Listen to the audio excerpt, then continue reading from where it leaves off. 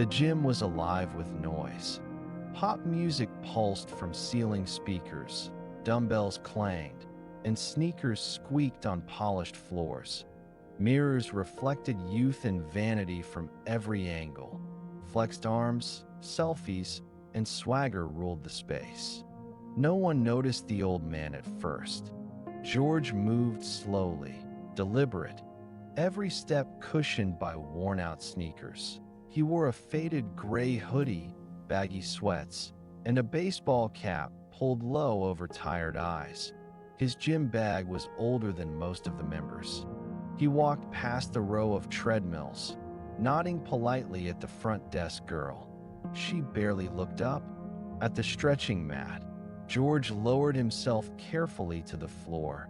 His knees popped, his back cracked. He exhaled quietly, as if breathing out decades. Two young men nearby glanced over. Tank tops, shiny watches, loud laughs. One elbowed the other. "Careful, Grandpa might throw out a hip dash. Someone take him to the silver sneakers class before he hurts himself dash." They laughed. Another one joined in, grinning, curling a dumbbell like it was part of the joke. George heard it all. He didn't react. He just reached down and touched his toes, then twisted left, right, then up on his feet again, shaking out his shoulders. Every movement was clean, controlled, minimal, not weak, disciplined. But they couldn't see it, wouldn't. They only saw what they wanted to see, an old man in the wrong place. "Yo, should we call his nurse?" one of them said louder now. The others chuckled, eyes following George as he made his way to a corner bench. He opened his bag slowly, took out a worn towel, a small notebook, and a pair of lifting gloves that had seen thousands of reps. Still, no response, no glance back. The trainer at the front desk smirked. He'd seen this before. "Some people don't know when to let go," he muttered under his breath. George sat on the bench, took a sip from a cracked water bottle, closed his eyes for a second. Not to rest, to focus. He didn't need to prove anything. But some lessons teach themselves. And today, the gym was about to learn. The boys lingered near the dumbbell rack, watching him. George made his way to the squat rack in silence, brushing chalk dust from his palms as if it were sacred. He adjusted the bench height, lined up the plates. Nothing heavy, just the bar, a small set of warm-up weights, barely worth noticing. But he noticed everything. The sideways glances, the smirks, the raised eyebrows from the ones who thought strength was loud and young. One of them, tall, all tattoos and ego, leaned closer to his buddy, eyes locked on George. "Bet he can't even lift the bar dash." Another laughed, too loud. "He's probably just here for the sauna dash." George didn't flinch. He gripped the barbell, stepped under it with the kind of quiet grace only a seasoned body knows. His hands adjusted instinctively, the same width they always had. He took a deep breath, filled his ribs, braced his core. Lifted, slow, controlled, perfect. Not showy, not flashy, precise. There was no grunt, no dramatic exhale, just discipline. But they didn't see that, not yet. They only saw the number on the bar. Too small, they thought. Not impressive, just more fuel for their jokes. "Come on, that's warm-up weight for my girlfriend," someone whispered. Across the gym, the head trainer leaned on the counter, watching, half interested, half amused. He didn't move, didn't stop it. He'd seen enough guys like George come in, old, hopeful, trying to relive their prime. They never lasted, or so he thought. But something about George's movements made him pause, just for a second. There was no hesitation in the man's posture, no wasted motion, no need for attention. Just a rhythm, a focus. Like this wasn't for them, like it never had been. George re-racked the bar, took a slow sip of water, logged a note in his notebook. Clean, neat handwriting. The boys laughed again, loud enough to echo. George stood, dusted his palms, and moved toward the dumbbells. Still silent, still watching. And behind that silence, something else was building, something they weren't ready for. The clang of weights faded for a moment, replaced by memory. A distant bell echoed through his mind, not from a gym, but from a ring. A square ring, faded red, ropes sagging under time and sweat.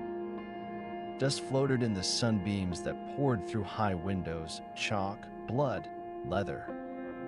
Flash, the scent of liniment, the dull ache of bruised ribs, and the sound of a crowd rising to its feet.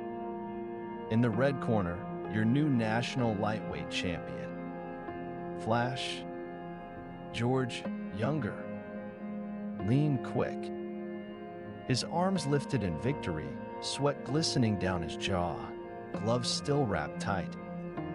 His smile quiet, sincere, not loud, not showy, just earned. Flash, a newspaper, yellowed now in memory.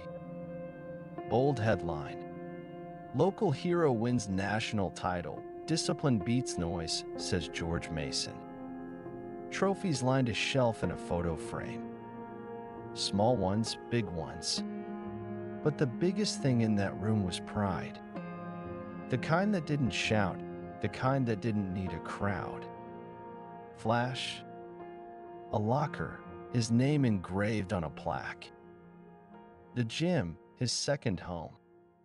Mitts thudding on heavy bags, his coach yelling from the side. Again, George. Control. Timing is everything.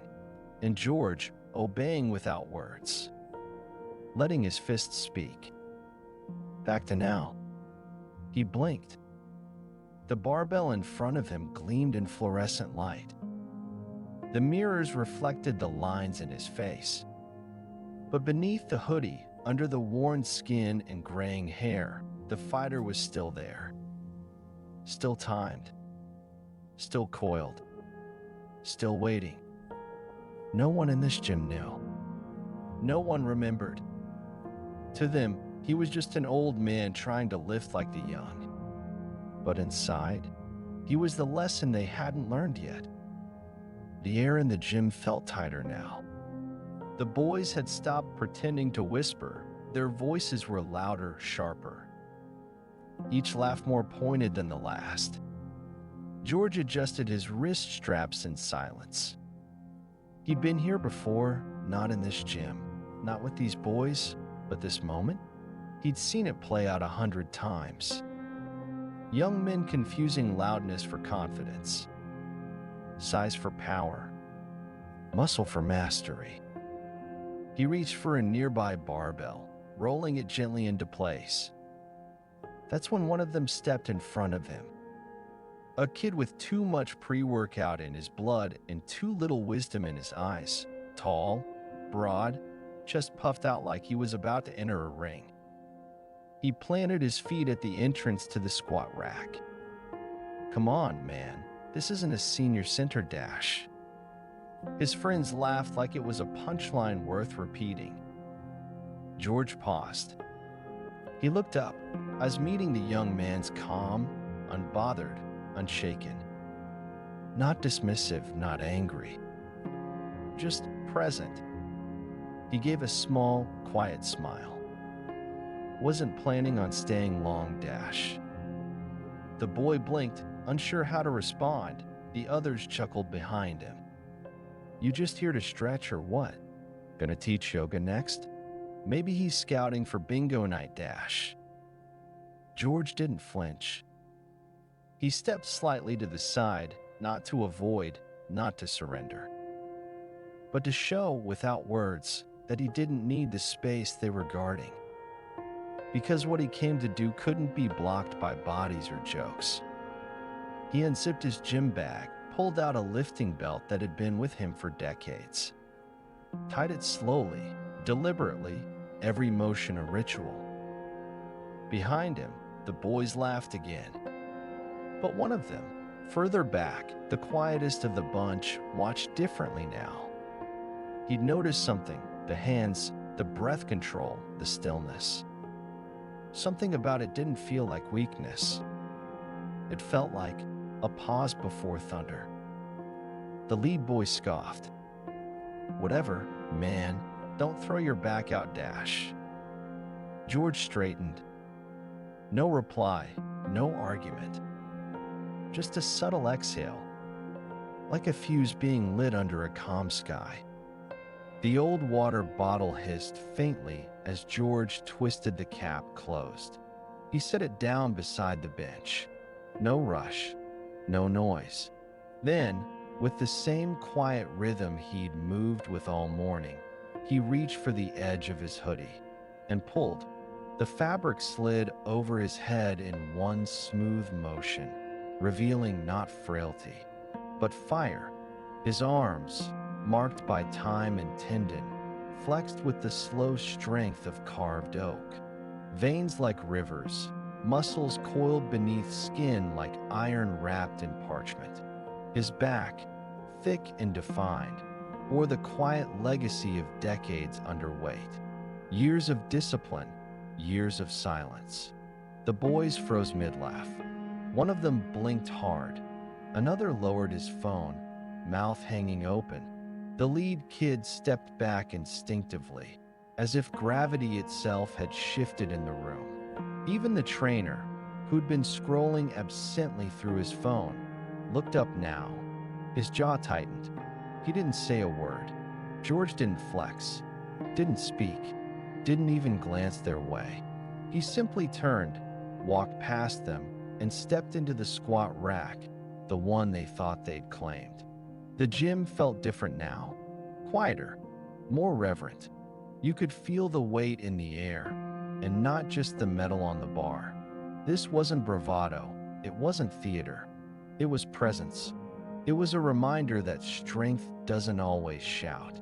Sometimes it just takes off a jacket, and suddenly everyone listens. The barbell waited like an old friend. George approached it with the kind of calm that made the air thicken, not dramatic, deliberate, a stillness that didn't ask for permission. He slipped a plate onto each end, not the warm-up weights from earlier. Full 45s, 2 of them. The steel clanged into place with a sharp clack, a sound that echoed deeper than it should have. People looked up. He chalked his hands, rolled his wrists, took a breath, and stepped under the bar. One step back, 2. He stood there, spine stacked, eyes forward, breath slow. And then he moved. Down, deep, knees tracking perfectly, back straight, chest tall, controlled descent like a piston. And then up, a clean drive. No jerk, no wobble. Not a sound from him, not a grunt, just power. Rep 1, Rep 2, Rep 3. Slow, steady, impeccable. The kind of movement you don't learn from TikToks or mirrors. The kind that's carved by time. A couple of the boys who'd laughed earlier now stood in silence. No phones out, no jokes, just eyes, watching. One of them whispered, That's perfect form, Dash." Another leaned in, eyes wide. "That's not beginner weight, Dash." George racked the bar like a whisper, metal kissing metal. He didn't look around, didn't smirk, just stepped back, rolled his shoulders, and added more weight. 2 more plates. Now the squat bar sagged with respect. The gym was still. The only sound was the low hum of fluorescent lights, and the sound of egos folding into awe. He lifted again, deeper this time, slower, each rep a masterclass, each pause at the bottom a quiet challenge. And when he finished, he stood, breathing steady, and finally, just once, glanced their way. Not angry, just honest. A look that said, "You don't have to speak loudly to make the world listen." And right then, The gym did. It started with silence. Not shameful, not stunned, reverent. The kind that fills a space when something real is happening. The kind that doesn't need music, jokes, or filters. The boys who had laughed just 10 minutes ago now stood still, like kids watching a legend take form. One of them finally whispered, voice low and breathless, "Dude, he's stronger than all of us, Dash." Another, the one who had mocked the loudest, let out a shaky laugh, half amusement, half disbelief. That was 4 plates, 4, and he made it look like a warm-up. Their posture had changed, shoulders lower, eyes softer. No more crossed arms. No more smirks. Just the raw gaze of respect, rising like heat off the rubber floor. A phone came out, then another. Not to mock. To remember. To prove they'd seen it.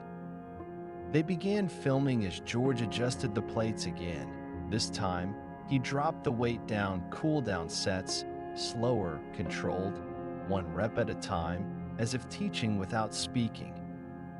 "Yo, record this. My dad's not gonna believe me, Dash." "Forget your dad. I don't believe me, Dash." The boy who blocked his path earlier now stood off to the side, arms slack, eyes following George's every move like a student in awe. Even the trainer at the desk had risen to his feet now, eyebrows raised. He didn't look smug anymore. He looked humbled. George re-racked the final rep, wiped down the bar, and sat on the edge of the bench.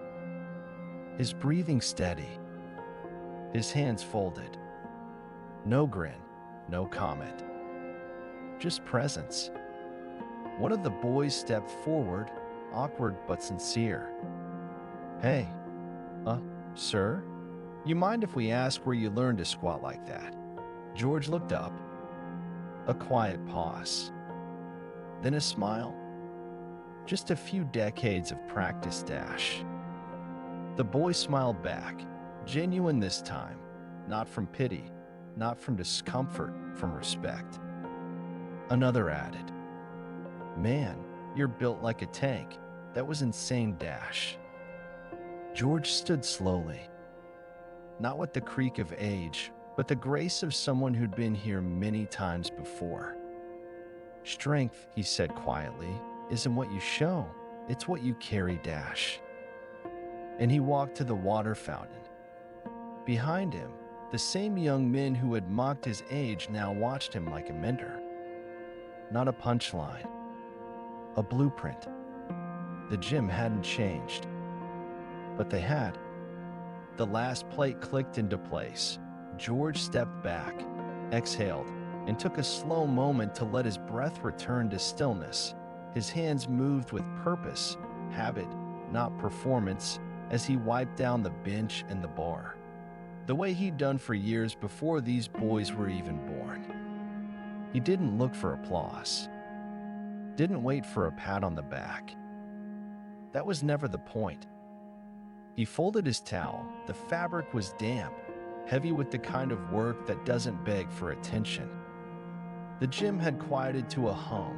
No more laughter, no more jabs or whispers.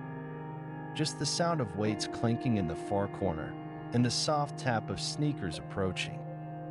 George turned. The boy who had insulted him the most, tall, loud, and too confident just minutes ago, now stood a few feet away. His hands were at his sides. His face wasn't mocking anymore, just uncertain, humbled, ashamed. He opened his mouth as if to speak, but nothing came out. So George did it for him. His voice was calm, even. "Strength," he said, locking eyes with the boy, "isn't just about muscles, Dash." A pause. The boy swallowed hard, listening like it was the first real sentence he'd heard all day. "It's about not needing to prove it. Until you have to, Dash." The words hit like weight dropping clean onto a platform, solid, no excess. The boy nodded quietly. George gave him one final glance, not smug, not superior, just honest. Then he turned, walked toward the exit with the same pace he'd arrived with, measured, quiet, grounded.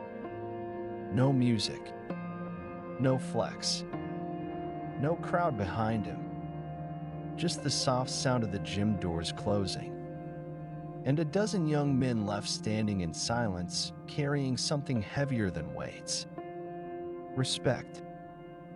The gym had long emptied. The music was lower now, reduced to a background whisper beneath fluorescent lights. Most of the boys had already gone home, but a few lingered near the benches, silent, thoughtful, different than before. One of them, the quietest in the group, pulled out his phone. He had memorized the name on the tag clipped to the old man's duffel. George Mason dash. He typed it in.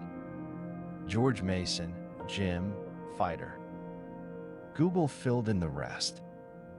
George Mason, national lightweight champion, 1984 dash. He blinked. Tapped. A grainy video began to play. The color faded, the quality old, but the energy? Alive. A younger George filled the screen. Gloves raised, eyes sharp, shoulders tight with purpose. He moved like thunder waiting for permission. The announcer's voice crackled. And there it is, Mason takes it with a clean left hook. What a finish. That's one for the books. The boy's friends leaned in, watching over his shoulder. No one said anything at first. They just watched. Watched the speed, the strength, the presence. The George they'd mocked hours ago was there, just younger. The same calm eyes, the same quiet.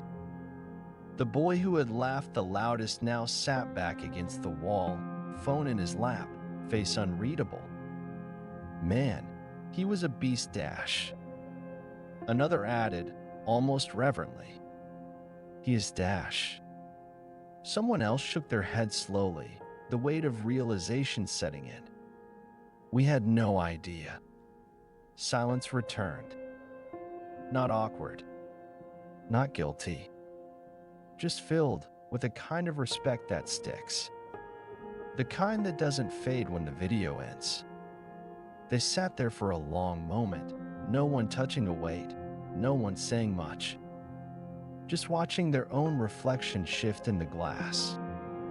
Because from now on, when they think of strength, they'll remember the man who never raised his voice, never chased approval, never needed to prove anything. Until the day he did. The video ended, but none of them moved. The echo of the final bell and that grainy boxing footage seemed to hang in the room. Long after the screen went dark, not one of them said it aloud, but they all felt it. They hadn't just watched a fight. They'd witnessed a lesson. And it had started long before any of them picked up their first dumbbell. They thought strength was loud. They thought it came with followers, flexing, and shouting across the gym floor. They thought it came with energy drinks and playlists and endless sets filmed for clout. But strength, real strength, had walked right past them in silence. It had warmed up without a camera, stretched without a crowd, lifted without applause. And when it finally spoke, it didn't yell. It whispered. Respect isn't demanded. It's earned dash. George had carried that truth in every step, in the calm of his breath, in the weight of his presence. They'd mocked what they didn't understand, because they saw only age, only a hoodie, only what they expected. But now they saw the truth. They saw what strength really looked like. Discipline without ego, power without pride, history written in every scar and never spoken unless asked. And suddenly, all their noise, their laughs, their jabs, their posturing felt small. So very small. The next morning, one of the boys returned to the gym early. No headphones. No phone. He didn't head for the mirror. He walked straight to the squat rack, adjusted the bar, chalked his hands, then paused, looked toward the door, and waited just for a second, hoping that maybe, just maybe, the old man might return. Because now he understood. We're so quick to judge what we see, but true strength, it often walks in quietly, wearing a hoodie, and leaves behind something heavier than weight, a legacy.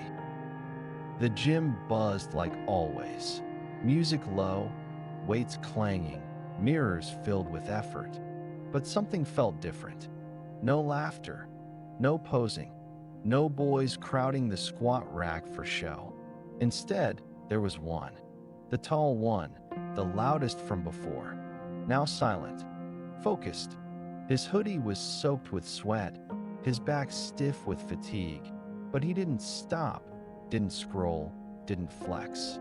He trained like it mattered now, like the why had finally caught up to the how. Each set was cleaner, each breath steadier. He wiped down the bench, logged his progress in a small notebook, just like George had done, and then he looked up, toward the door. He'd done that every day for the past week. Just for a second, part of him knew George might never come back. But another part, the part that had changed, still hoped, still waited. Maybe just to say thank you. Maybe to ask for a tip-on form. Maybe just to feel that calm again. The kind that comes when a real man walks in without needing to prove a thing. The boy, not a boy anymore, really stood tall now. Not because of how much he lifted, but because of what he'd learned to carry. He turned back to the barbell, wrapped his hands around cold steel, breathed in, and in the quiet moment before the lift, he heard the words echo, steady as the beat of a heart. Strength isn't just about muscles. It's about not needing to prove it until you have to dash. He smiled and lifted,